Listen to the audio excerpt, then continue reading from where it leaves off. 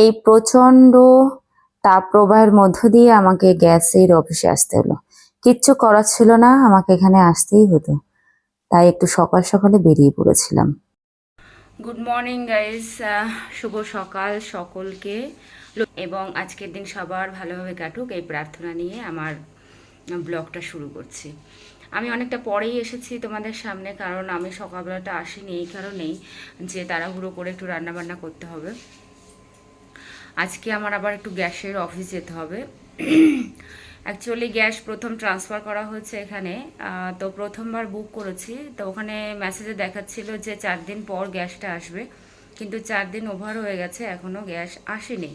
আর gas অফিসে phone করলে সাধারণত সুইচ অফ বা ফোন ধরে না, এরকমই একটা ব্যাপার। তো আমাকে এই রোদ্দুরে বেরোতে হবে। যাই হোক, বেরোতে হবে যখন নিজেকে তো রেডি করতেই হবে।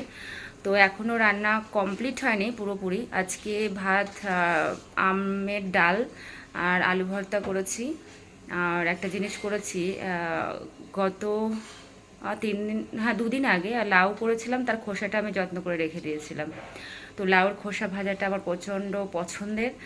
মেয়েরা কিন্তু খাবে না, এটা আমার মা রান্না করে দিত, আমি আর মা খেতাম, কিন্তু মেয়েরাও খাবে না, আর ওর বাবাও খুব একটা এগুলো পছন্দ করে না। আমার কিন্তু ভীষণ পছন্দের এইসব খাবার। যেহেতু ওরা খায় না বলে আমার কিন্তু অনেক কিছু খাওয়া হয় না। যেমন কুমড়ো শাকটা আমার ভীষণ পছন্দের, কচু শাক পছন্দের, তারপর কচু সিদ্ধ, এগুলো আমি আর খেতে পারি না। তাও বছরে একবার যখন আমি রামকৃষ্ণ আশ্রমে থাকি, ওই পুজোর কটা দিন, ওখানে কিন্তু ওই সব খাওয়ার জন্যে কিন্তু আমি প্রত্যেক দিন দুপুরবেলা ওখানে নিরামিষটা খাই। সেখানে কচু সিদ্ধ থাকে, তারপর কচু পাতা বাটা থাকে, তারপর কচু পোড়া থাকে, কাঁচা কচু, এইগুলো সাধারণত আমি কোথায় পাবো? আর একা তেমন করে উঠতে পারি না, আর একা করলে ভালো হয় না। আর কখনো কখনো দেখি শাক ঠাক রান্না করলে একটু বেশি হয়ে গেলে সেটা আমার খাওয়ার পরে যতটুকু থাকে ফেলে দিতে হয়। তো আজকে আমি লাউর খোসাটা করছি, ওটা দিয়েই বেশটা ভাত আমি খাবো। আর এই গরমের মধ্যে রান্না করতে এসে পুরো চান করে গেছি আমি। কি করবো, রান্না তো করতেই হবে।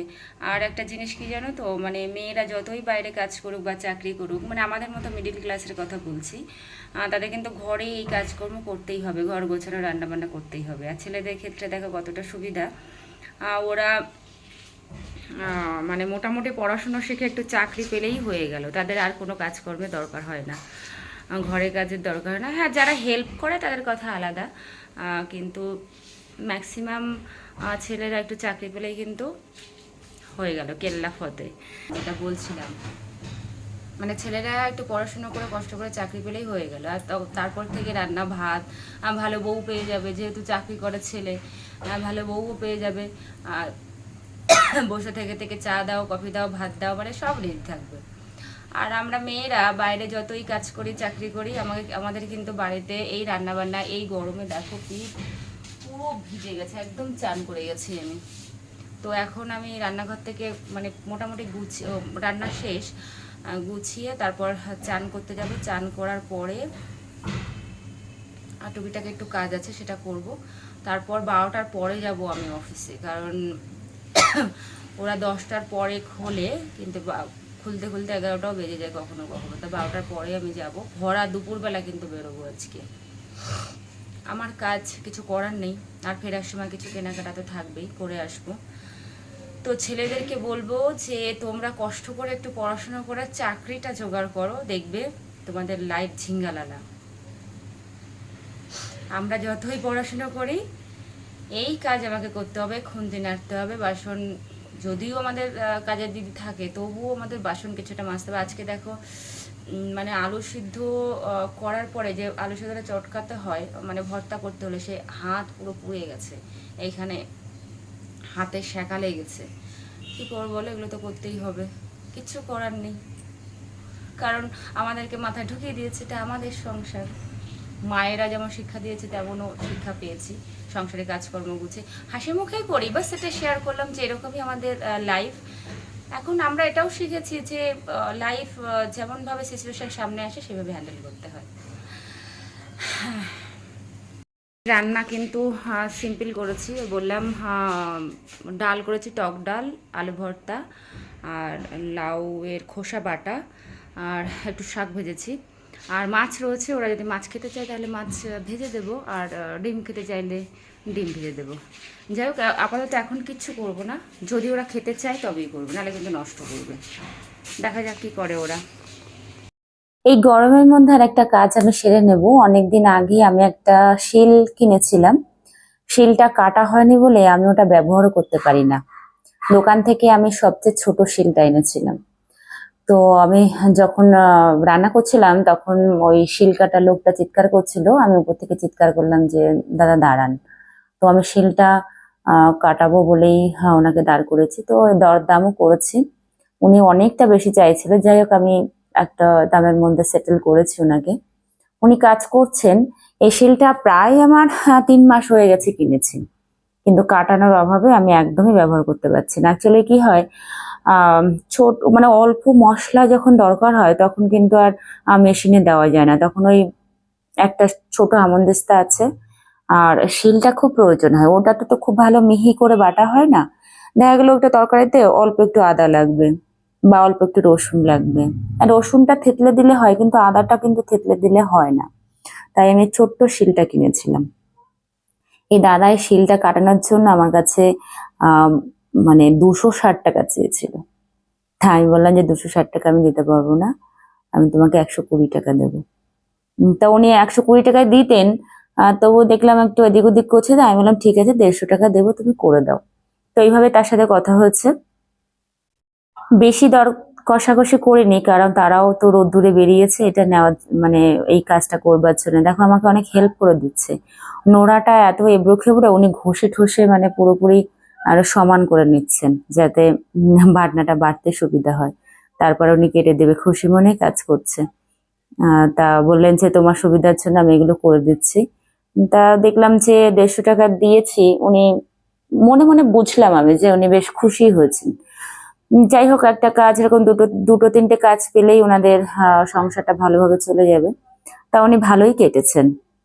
এবার আমি বেরোনোর জন্য রেডি হচ্ছি।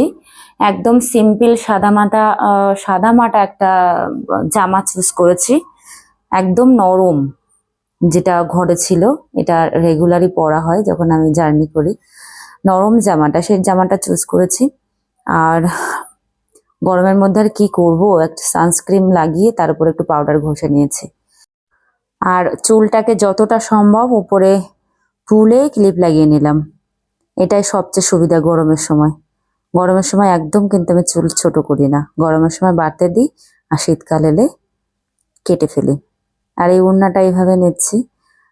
আর একটু বড় কাপড়টা হলে ভালো, তো ওই কাপড়টা আমি খুঁজে পাচ্ছি না এই মুহূর্তে। তো ওই কাপড়টা পেঁচিয়ে পুচিয়ে ভাবে নিয়ে নিলাম। আর আমার এই হচ্ছে অলংকার চশমাটা লাগিয়ে নিলাম। এবার ব্যাগটা খুঁজতে যাচ্ছি, ব্যাগটা খুঁজে আর আর নেব ঘড়িটা হাতে নেবো। সিম্পল ব্যাগ, এটা যাতে এপাশ থেকে নেওয়া যায়। ব্যাগটা ভীষণ হালকা। ভয় লাগছে যে এখন রোদ্দুরে বেরোতে হবে, যেন যুদ্ধে নামতে হবে, এরকম একটা ব্যাপার। যাই হোক, যুদ্ধে কিন্তু অলরেডি আমি নেমে পড়েছি। বাইরের অবস্থা খা খা করছে, বাপরে, একটু হাওয়া নেই, গাছের পাতা নড়ছে না। আর রোদ্দুরটা দেখলে মনে হচ্ছে মানে আগুন ঝলসে, আগুনের পাশ থেকে যেমন দেখা যায় ঠিক তেমনি দেখা যাচ্ছে। খা খা করছে একদম, বাপরে বাপ। তবু যাই হোক, এর মধ্য দিয়েই যেতে হবে। সবাই চলাফেরা করছে, যার খুব প্রয়োজন তাদের তো বেরোতেই হবে, আর যাদের খুব একটা প্রয়োজন নেই, বেরোনোর দরকার নেই, অকারণে না বেরোনোই উচিত। কারণ ইতিমধ্যে সংবাদে শোনা গেছে যে কয়েকজন সানস্ট্রোকে মারা গেছে। তো আমাদের প্রয়োজন ছাড়া কারোরই বেরোনো উচিত না। সন্ধ্যার পরে কাজকর্ম সারা উচিত, কিন্তু আমার তো বেরোতেই হবে, কারণ অফিস টাইম। এখন ঠাকুর ঠাকুর করে কাজটা হয়ে গেলে হয়, এটা এমনই অফিস, কাজ নাও হতে পারে। যাচ্ছি, যদি হয়তো খুবই ভালো, না খোলা যেন থাকে, এইটা হচ্ছে কথা। কষ্ট করে যাচ্ছি, দেখা গেলো খোলা নেই, আরও বেশি কষ্ট হবে। বাপরে বাপ। অটোতে উঠে পড়েছি। অটোতে উঠলে কি হবে, পাশ দিয়ে যে উপরে অটোর ছাদটুকু রয়েছে, কিন্তু পাশ দিয়ে যেভাবে তাপ লাগছে চোখে মুখে, ও গড, পুড়ে যাওয়ার মতো উপক্রম, পুড়েও যাচ্ছে। যাই, কিছুক্ষণের মধ্যে আমি পৌঁছে যাব।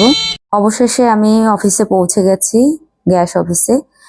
দোকানটা খোলা পেয়েছি, ঠাকুরকে অনেক ধন্যবাদ। আর একটু প্রার্থনা যে ভেতরে যে কাজের জন্য এসেছি সে কাজ কিন্তু সম্পাদন হলে হয়। যাই হোক, অবশেষে কিন্তু আমার কাজটা কমপ্লিট হয়েছে। আর কাজ কমপ্লিট হলে কিন্তু ভালোই লাগে। আর এদিকে দেখো, আমার ছাতাটা কিন্তু খুলছে না, এরকম বন্ধ হতে হতে বন্ধই হয়ে গেল। বন্ধ করে ফেললাম, দাঁড়িয়ে আছি। আজকে আমার জীবন শেষ। ছাতাটা নিয়ে আসলাম, তা কোনো কাজে লাগলো না। তবে অফিসে এসে আমি কাজগুলো কমপ্লিট করলাম। আর যেটা ভেবে এসেছিলাম যে আধার কার্ডের সঙ্গে গ্যাসের একটা লিংক হয়, সেটা আমার করা হয়নি। তো আজকে সেটাও হয়ে গেল। মনটা খুশি লাগছে, যদিও ছাতাটা বেঁকে তেড়ে একেবারে গেল আমার ছাতাটা। অটোতে রাস্তাটা পার হয়ে আবার অটোতে উঠতে হবে, রাস্তাটাও পার হতে পারছি না।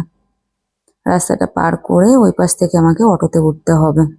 অটোতে উঠে কিছুক্ষণ বাদে এই রেল গেটটা পড়ে, তো আমাদের অটো পার না হতে হতে গেটটা পড়ে গেল।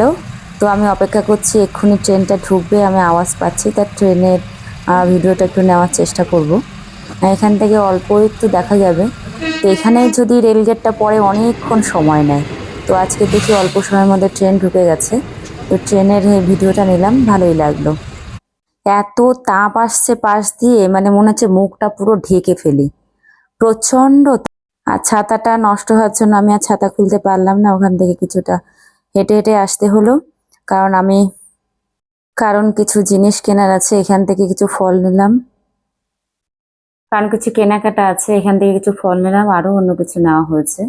অবশেষে আমি বাড়ি পৌঁছলাম। বাড়িতে পৌঁছে আমার জীবনটা যেন ফিরে পেলাম।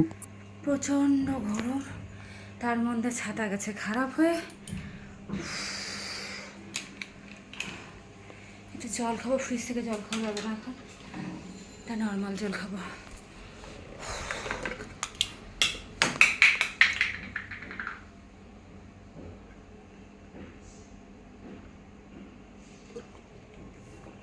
ও, বসবো কোথায়?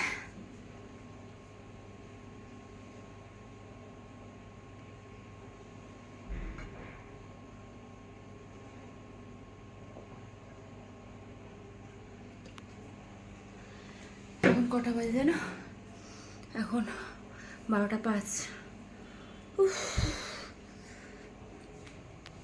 কি করে পারবো বলো?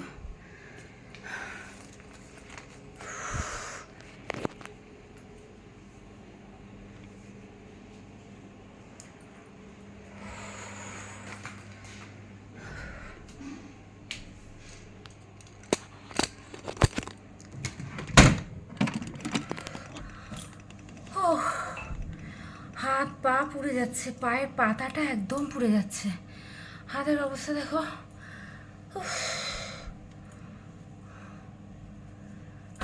তার মাঝখানে ছাতাটা খারাপ হয়েছে, ছাতাটা মেলতেই পারলাম না, 2 হাতে ব্যাগ নিয়ে আসলাম। এর মধ্যে একটা বড় একটা তরমুজও কেনা হয়েছে, তরমুজ, কলা আর একটা কি ফল, তারপর একটু মাংস নিয়ে আসলাম। আবার কি বাজারে যাবে, বাজারে তো একদম ইচ্ছা করছে না, আমি সন্ধ্যাবেলাও বাজারে যেতে চাই না। ও গড, ছাতাটা নষ্ট হওয়াতে আরও বেশি কাহিল হয়ে পড়েছে। হাই গাইস, ড্রেসটা চেঞ্জ করলাম। এখন চেঞ্জ করলাম হচ্ছে এই জন্যই বলছি, মনে হচ্ছে যেন আবার চান করি, কিন্তু এক্ষুনি চান করবো না, বাইরে থেকে এসেছি, প্রচণ্ড ঘেমে গেছি, তাই ড্রেসটা চেঞ্জ করেছি। কিছুক্ষণ রেস্ট নেওয়ার পর তারপর স্নান করতে যাব। আর এতগুলো জিনিস এনেছি, হাত পুরো লাল হয়ে গেছে এবং ভীষণ ব্যথা হচ্ছে হাতে। মানে 3.5 কেজির মতো একটা তরমুজ, 2.5 কেজির মতো মাংস, আরও তার সাথে অনেক কিছু আছে, 2 হাতে ধরে এমনভাবে এনেছি, মানে হাঁপিয়ে গেছি কোনো কোনো রকমে, মানে পৌঁছেছি। আর ছাতাটা খারাপ হয়ে গেছিলো বলে ছাতাটার মাথায় ধরতে পারিনি, নাহলে এক হাতেই সব আনতে হতো। তো ছাতাটা না থাকার জন্য মাথাটাও পুড়েছে, মুখটাও পুড়েছে। তো বাড়িতে এসে 2 পায়ে এত জ্বলছিল, মনে হচ্ছে পুড়ে গেছে পা দুটো। তাই জন্য পা দুটোতে মানে বরফ ঘষে নিলাম। তো কিছুটা বরফ ঘষার পরে ওই যন্ত্রণাটা কম হলো। তো এখন একটু রেস্ট নেওয়ার পরে আবার স্নান করে নেব। দুপুরবেলা মানে খেতে তো ইচ্ছাই করছে না, মনে হচ্ছে ঠান্ডা কিছু খাই এবং সেটা লিকুইড হলে ভালো হয়। তো খাওয়ার কথা একদম মাথায় নেই, দেখি কি খাই সেটা। মানে সত্যি খিদে বলতে এখন একদম ফিল হচ্ছে না। যদি কিছু খেতে হয় তাহলে একটু লস্যি করে খাবো। তো এখন একটু রেস্ট নিয়ে তারপর স্নান করব, স্নান করে তারপর পুজোটা সেরে ফেলবো, তারপর দেখা যাক কি করা যায়। আজকে আবার গ্যাস চলে এসছে, সেটা আবার রিসিভও করলাম। এরপর দেখো বিকেলের পালা, বিকেলে আমি আমার মেয়েকে দিতে গেছিলাম, ওকে দিয়ে এসে আমি বেরিয়ে এসেছি। এটা 5টা বাজে। এই 5টার সময় গরমটা এমনই অনুভূত হচ্ছে, মানে এখন আর উপর থেকে তাপ লাগছে না, এখন মাটি থেকে যেন তাপ উঠছে, সেটা সরাসরি একবারে মুখের মধ্যে গিয়ে লাগছে, এমনই লাগছে। তো এটা ব্যারাকপুর রোড, ব্যারাকপুরের রোডটাই কিন্তু একটা জিনিস দেখলাম যে চারিপাশে গাছ রয়েছে, বড় বড় গাছ, আর সরাসরি রোদ্দুরটা কিন্তু নেই। তাই যতটা মনে হয় রাত হবে আর ঠান্ডাটা তত বাড়তে থাকবে। মেন রোডটা কিন্তু অনেকটা বেশি গরম এখন, মানে নিচ থেকে তাপ উঠছে, এখানে তাপ অতটা অনুভূত হচ্ছে না। এখন 5টা 10 বাজে, তবু ঠিকঠাকই আছে। গরমকালে সবার প্রিয় একটা ফল, বাড়িতে সেই ফলটা একটুখানি খেলাম। এরকম 3 পিস আমি খেয়েছি, এইভাবে খেতে ভালো লাগে। কেটে কেটে খাওয়ার থেকে আমার এইভাবে খেতে বেশি মজা লাগে। ফ্রিজ থেকে ডিরেক্টলি কেটে খাওয়া শুরু করে দিলাম। আর বেশিক্ষণ থাকবো না, প্রচণ্ড গরম। ফ্যানটা অফ করে রেখেছি কারণ ফ্যানের আওয়াজের জন্য কথা শোনা যায় না, আর এই ঘরে তো এসি নেই, তোমরা জানোই। আর চোখগুলো দেখেছো কেমন হয়ে গেছে, আজকে কিন্তু ভীষণ টায়ার্ড,